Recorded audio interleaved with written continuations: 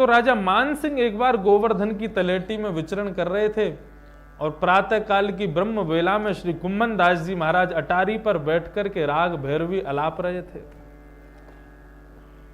राग को सुनकर के मान सिंह प्रसन्न हो गया। ऐसा कई बार हुआ। कुम्मन दास जी एक बार एक मुस्लिम राजा रीझ गया था, उसको तो बहुत सुंदर मजा चखा के आए थे श्री कुम्मन दास जी। भगत को कहा सीकरी सो काम, आवत जात पनैया टूटी बिसर गयो हरि नाम।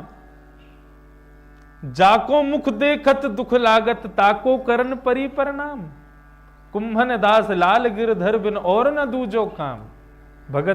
भगत को कहा सीकरी सो काम। सीकर के राजा ने कही, अब आपने हमारी खूब नाक तो काटी दी भरी सभा में, कुछ मांग लीजिए, आपको क्या दे दूं। कुम्मन दास जी झोली फैला के कहें, जो मांगूंगो सो दोगो देगो राजा। बोले जो मांगोगे सो दूंगा। बोले आज के बाद अपनो ये सुकोमल थोथड़ो हमको मत दिखाइयो, हमको तेरो मुख ना देखना पड़े, ऐसी कृपा कर दे। ऐसे राजा, ऐसे भक्त हैं श्री कुम्मन दास जी।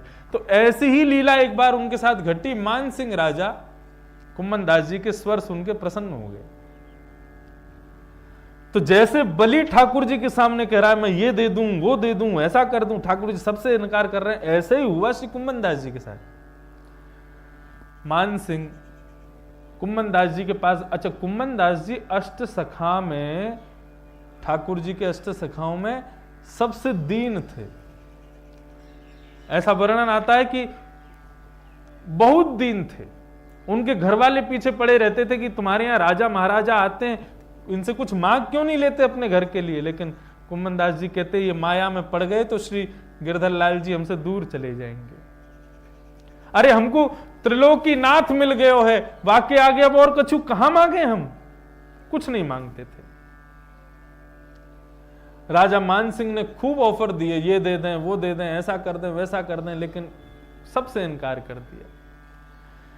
एक दिन मान सिंह ने कहा कि ये बिन मांगे मोती मिले वाली बात है, ये मांगेंगे नहीं, मैं खुद ही दिया आता हूं।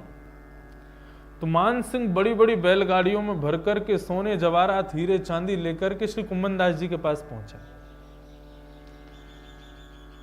और संयोग से उस समय राजभोग आरती हो चुकी थी, श्रीनाथ जी के कपाट बंद हो गए थे, कुम्मन दास जी अपनी खेत में लगे हुए थे।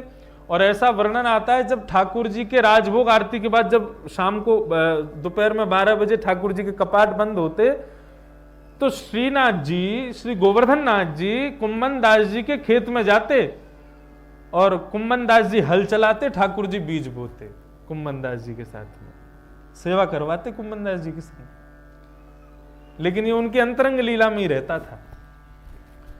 आज ठाकुर जी से कुम्मन दास जी के संग खेती बाड़ी करते करते ठाकुर जी ने एक कंकड़ उठा के कुम्मन दास जी में मार दिए। कुम्मन दास जी बोले, अच्छा नंद के छोरा, तो को बड़ी उधम मच रही है, रुक जा मैं बताऊं। कुम्मन दास जी ने उठा के ठाकुर जी में मारना शुरू किया। दोनों ऐसे एक दूसरे के साथ में विनोद कर रहे थे। इतने में ही मान सिंह आ गया। मान सिंह के आते ही ठाकुर जी कदम्ब के वृक्ष के ऊपर चढ़ गए और ऊपर डाल पे जाकर के बैठ गए। कुम्मन दास जी बोले, अरे लाला कैसे डर के मारे ऊपर चलोगो, आजा नीचे आ, नीचे आ। ठाकुर जी ने इशारा किया, देख कोई आयो है।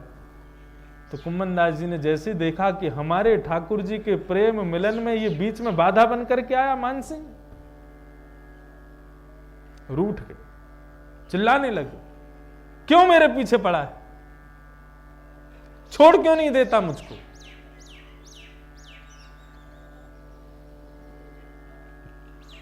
मान सिंह को खूब डांट फटकार करके श्री कुम्मन दास जी ने वहां से भगा दिया।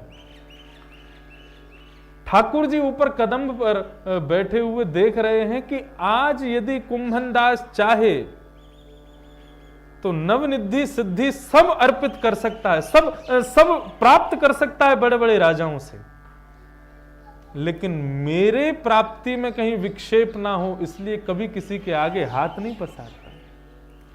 मान सिंह जैसे ही वहां से चला गया, ठाकुर जी कदम्ब से नीचे उतर कर के आए और श्री कुम्भन दास जी को अपने हृदय से लगा लिया।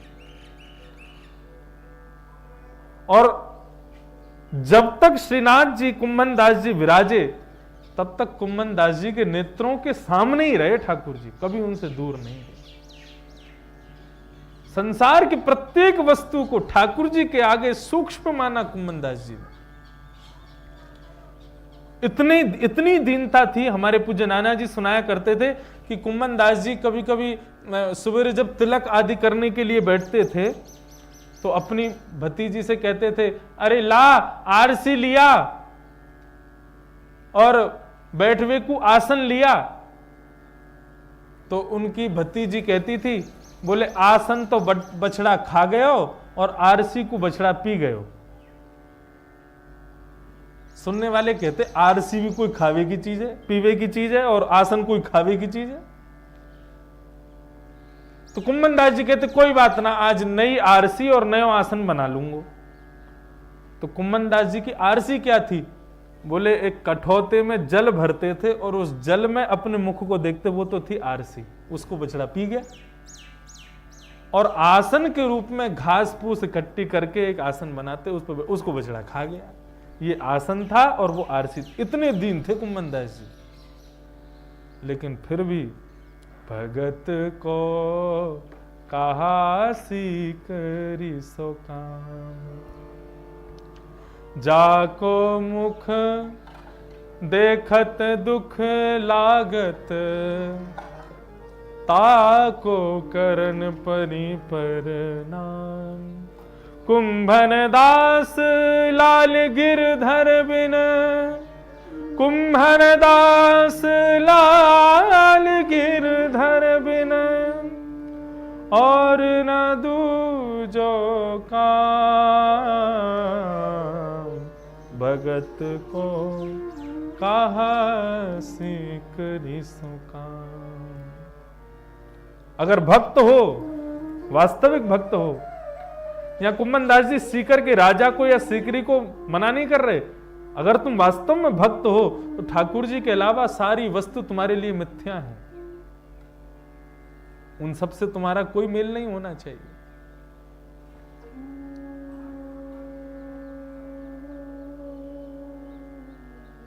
ठाकुर जी की गुण माधुरी, रूप माधुरी, रूप की तो क्या ही कहें। कैसा रूप ठाकुर जी का! जिस रूप को देख करके काम भी मोहित हो जाए, ऐसे हैं ठाकुर जी मदन मोहन।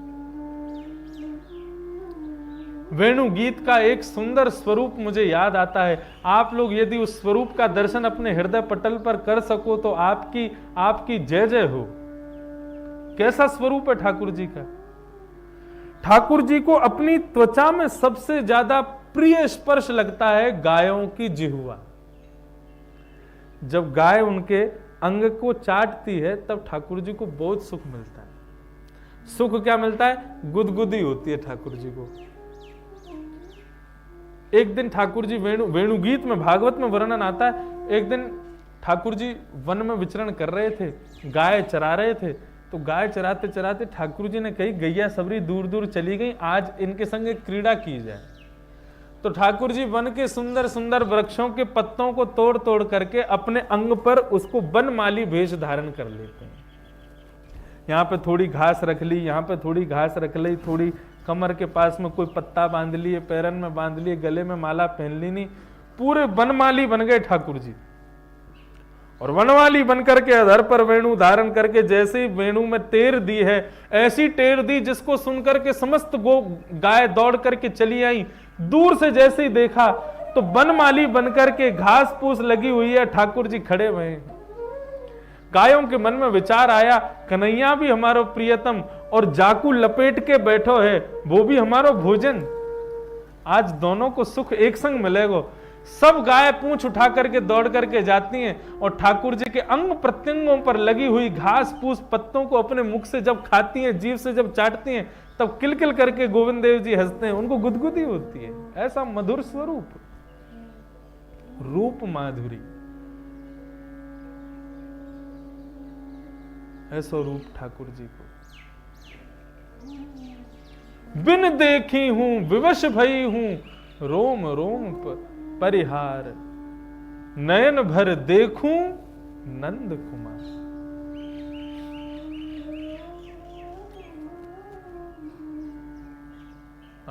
ऐसा स्वरूप है ठाकुर जी का।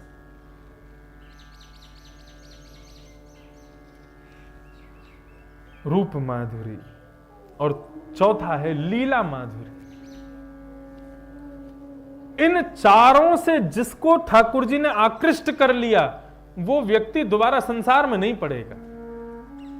पहला वेणु माधुरी से आकृष्ट हो जाए। अच्छा, आज के युग में आप कहोगे ठाकुर जी की वेणु माधुरी क्या है? वेणु का मतलब है शब्द, स्वर।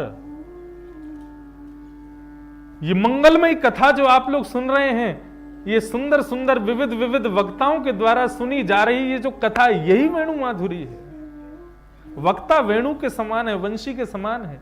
हमारे वृंदावन में असंख्य वंशियां हैं। जिस वक्ता की कथा में मन लग जाए, समझो ठाकुर जी की उसी वेणु पर आप रीझ गए।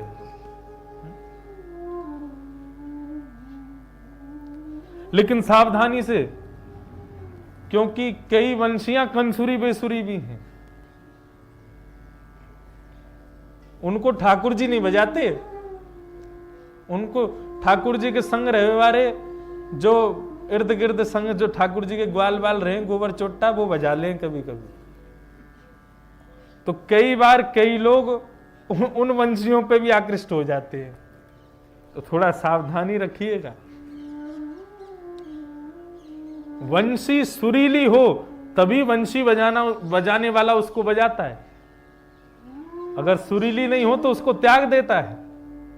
ऐसे ही वक्ता यदि सुरीला ना हो, सुरीले का मतलब अध्ययनशील ना हो, विद्वान ना हो। वक्ता के विषय में दो गुण बताए गए। शब्द ब्रह्म में निष्णात होना चाहिए, और दूसरा पर ब्रह्म की सेवा में निष्णात होना चाहिए। मतलब अपने ठाकुर जी की भी सेवा खूब प्रेम से करता हो और शब्द ब्रह्म की भी सेवा खूब प्रेम से करता हो, उसी को वक्ता कहा गया।